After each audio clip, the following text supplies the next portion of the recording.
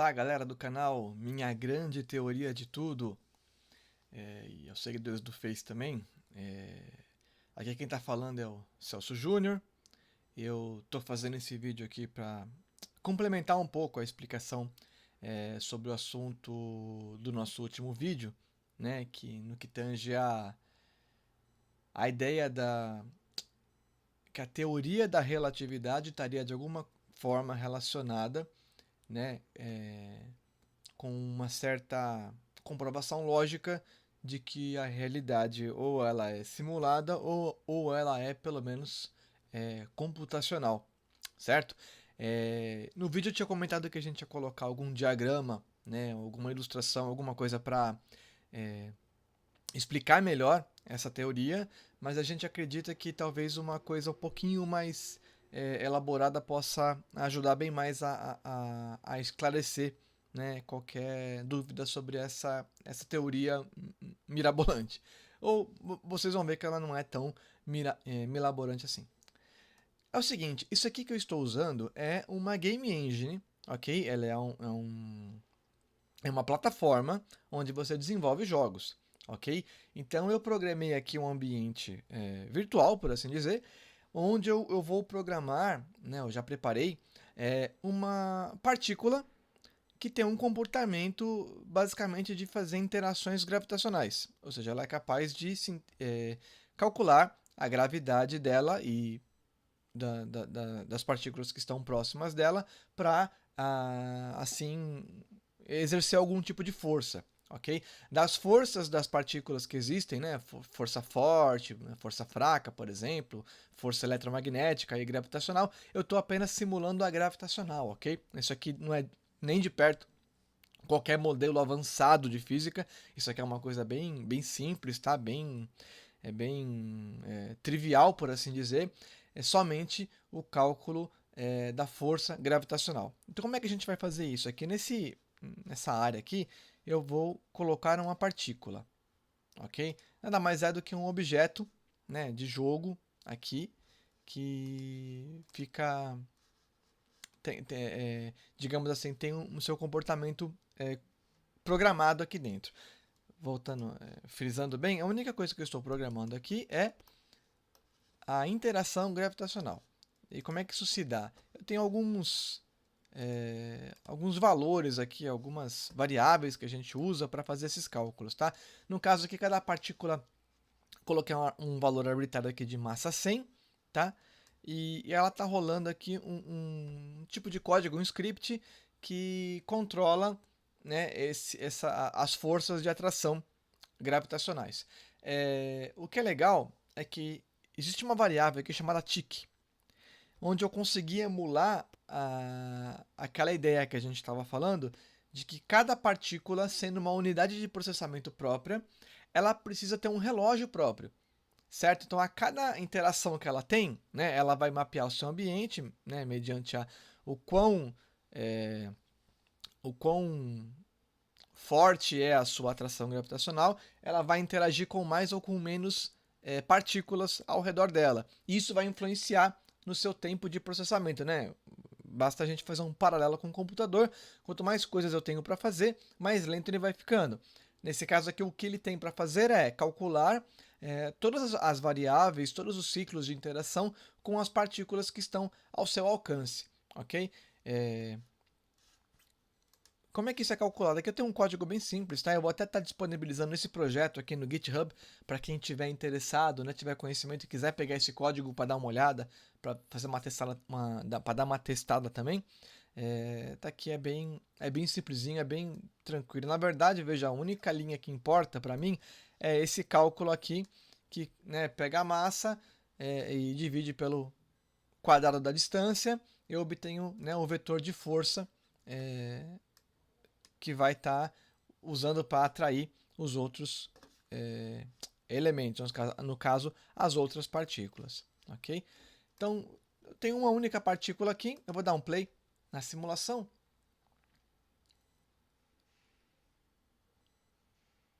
Vocês vão ver que não vai acontecer absolutamente nada de interessante, porque eu só tenho ela, tá? Ela está sozinha aqui, mas o legal é que se eu vier aqui na minha variável do meu clock, vocês vão ver que esse clock está rodando, ou seja, ele está adicionando tempo, né, contando tempo, ciclos de tempo, né, individual para ele, mas como ele não tem ninguém para interagir, esse tempo está sozinho, ok? Eu vou agora fazer o seguinte, eu vou duplicar esse elemento aqui, ok? E vou rodar novamente a simulação, vamos ver.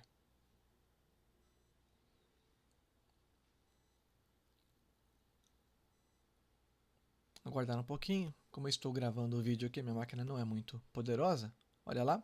Então, já aconteceu alguma coisa que vocês viram que, no caso, as duas partículas se uniram, né? E cada uma tem o seu clock. Joia? O clock está aqui. Eles estão praticamente o mesmo. Estão crescendo na mesma proporção, né? Provavelmente porque eles têm apenas uma variável cada uma para interagir. Vamos parar a simulação. Eu vou duplicar esses elementos e vocês podem imaginar que isso vai ficando cada vez mais complexo. Ok, eu vou dar um play aqui.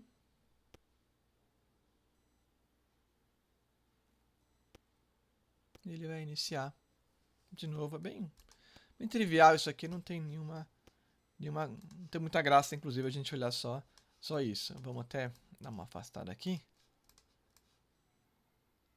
Vou selecionar mais alguns elementos e, sei lá, posicioná-los de alguma forma mais legal aqui.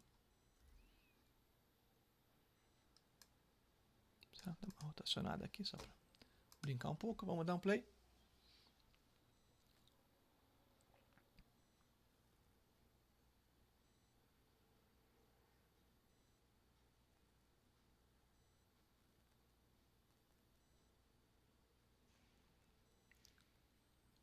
Pode ver que começou até a ficar um pouquinho mais interessante a movimentação das partículas. Mas como eu não tenho nenhuma outra força muito maior aqui, ele vai ficar meio que nessa configuração apenas aqui. Vocês podem ver que isso é uma coisa que não é nada estável, tá? Lá dentro, lá no núcleo, basicamente, dessas partículas aqui, essas forças estão degladiando, uma atraindo a outra, uma exercendo uma atração sobre as outras. A simulação de física que existe no meu Game Engine, ela que calcula tudo isso. Ok? Vamos parar aqui. E eu vou até já abrir uma cena que já está pronta, onde eu já disponibilizei mais elementos aqui. Não salva.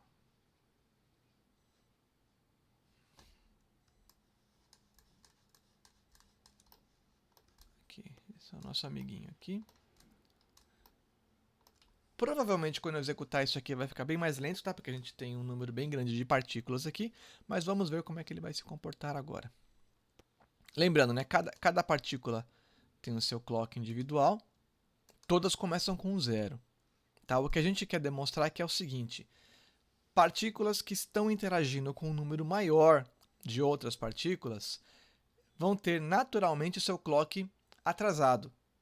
Tá? Isso corrobora com aquela ideia que a gente tem da teoria da relatividade geral, né?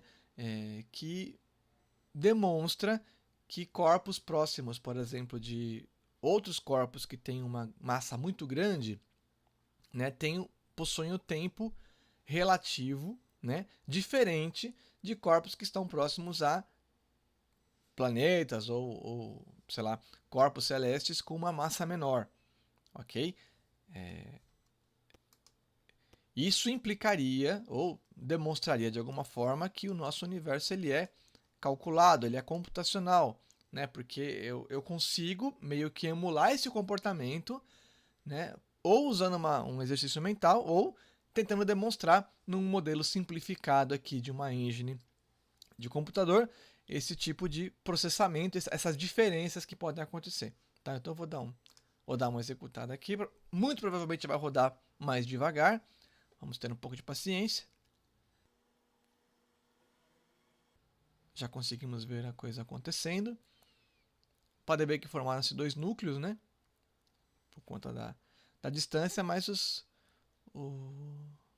as partículas, né, interagem, né, mesmo à distância, obviamente numa forma não tão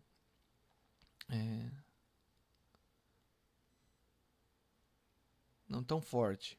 Mas conforme elas vão se aproximando e a massa vai aumentando conforme, né, as partículas vão se juntando, essa interação começa a ficar cada vez mais forte. A gente tem os dois cores acabaram se unindo, né? E aconteceu que temos um corpo aí em órbita praticamente em volta desse núcleo de partículas, né, mais denso, por assim dizer. Então, vou dar uma pausada na simulação para a gente dar uma verificada numa coisa. A gente pode ver aqui que a gente tem, né, um número pequeno de partículas aqui, um número bem grande de partículas aqui. Essa aqui, inclusive, calhou de estar orbitando, né, esse núcleo interno. Tá? O que a gente quer olhar aqui, na verdade?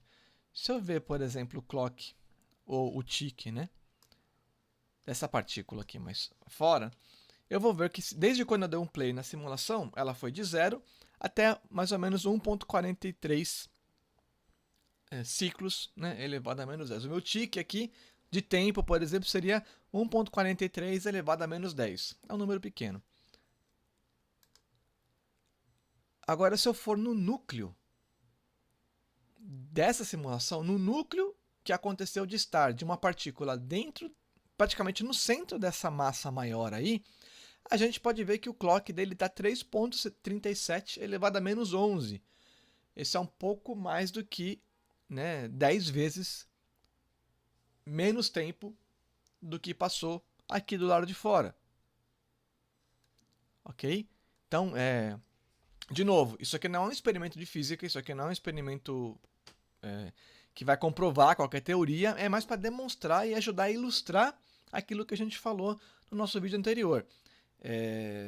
De novo, esse código vai estar disponível, quem quiser baixar e abrir na Unity 3D vai conseguir executar também, até se possuir uma máquina mais rápida do que a minha, vai ver isso fluindo até com maior fluidez, ou até mesmo colocar um número bem maior de partículas para ver o resultado. Eu vou até... Mas, de novo, isso aqui não é uma comprovação científica, isso é só um auxílio, né, que eu pretendo colocar aqui, que eu estou colocando apenas para nos ajudar a elucidar, né, essa questão. Okay? Se ficou alguma dúvida na explicação, é uma forma, acho que interessante de ilustrar bem esse comportamento. Eu vou deixar a simulação rodando mais um pouquinho.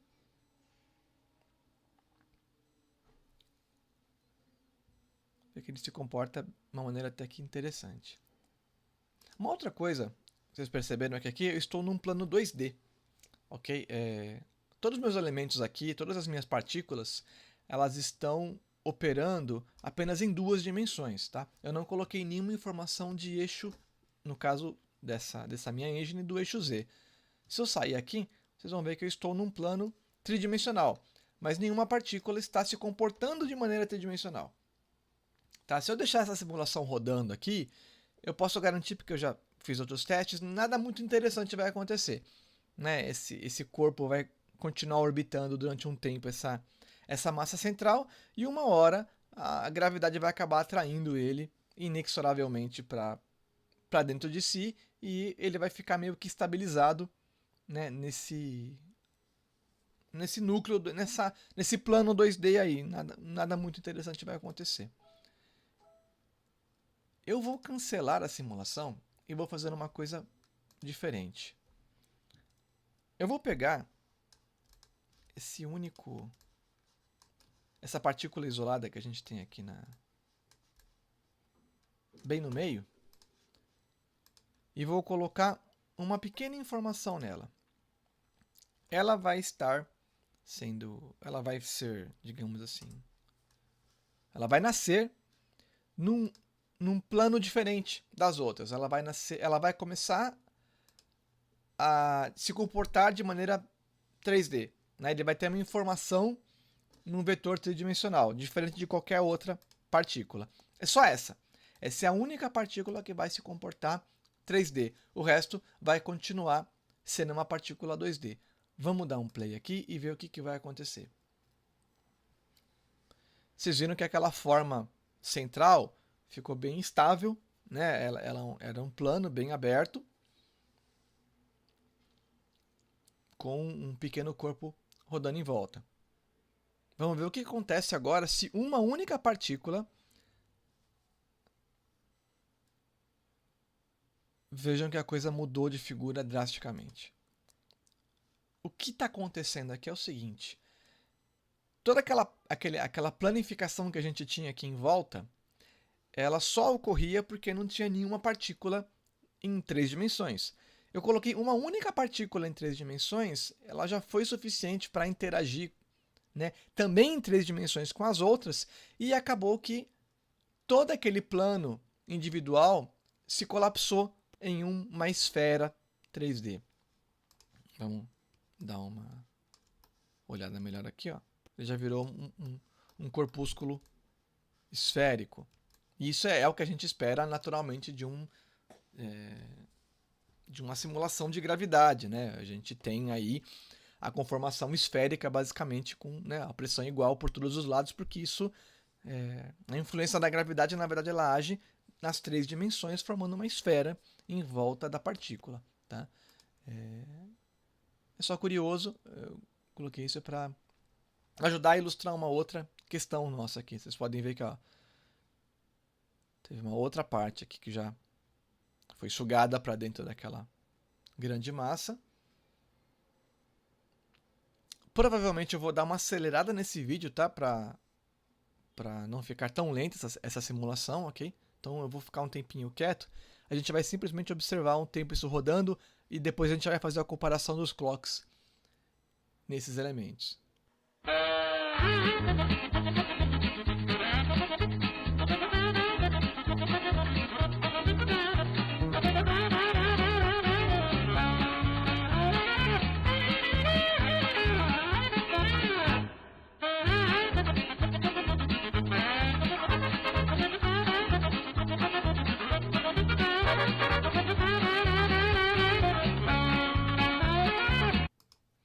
Vamos dar mais uma pausa aqui. E agora, nesse modelo 3D, vamos ver como é que se comporta o clock, o timing de cada uma dessas partículas. Esse amiguinho está com 2,41 elevado a menos 10. Vamos tentar pegar alguém perto do centro aqui. 6,7 elevado a menos 11. Quanto mais na periferia aqui, maior esse número, né? Deixa eu ver se eu consigo capturar o 1 bem lá no meio, para a gente ter uma ideia melhor. Sei lá, talvez você aqui, amiguinho. 6,62 elevado a menos 11. Então, mais ou menos nessa proporção aqui. Mas o legal é que a gente consegue ver, né, quanto mais próximo da borda, basicamente mais tempo passou. Quanto mais perto do centro, menos tempo passou. Justamente porque ele teve mais processamento, né? Teve mais com que se preocupar, por assim dizer. E aqui, nesse objeto que está circundando, a gente tem aí, né, um timing bem mais rápido, por assim dizer.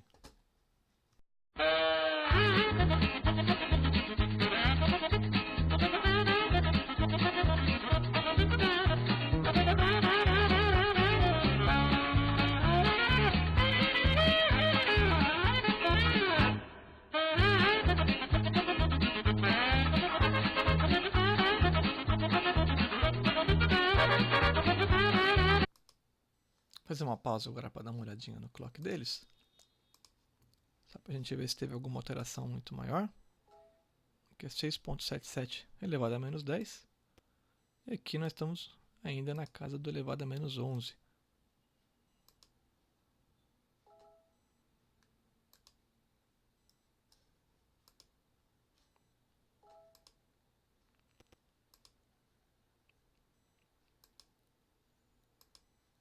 sua grande parte está com o clock bem atrasado, né, em relação a nosso amiguinho que está orbitando. Então é isso, galera, que eu queria demonstrar. De novo, é um modelo super simplificado, tá? Eu só estou simplesmente simulando isso, né? Mas a gente consegue demonstrar bem esse comportamento mesmo dessa maneira tão simplificada, ok? Isso fica aberto também a, de repente, quem quiser investigar mais, tiver condições, tiver outras ideias para aplicar, né, esse modelo em outras situações, fica aberto aí. Eu agradeço a paciência de vocês e, né, de novo, foi só para complementar nosso papo. Agradeço aí, né, em nome da equipe de tradução do Minha Grande Teoria de Tudo. E um grande abraço a vocês e até o próximo vídeo. Falou!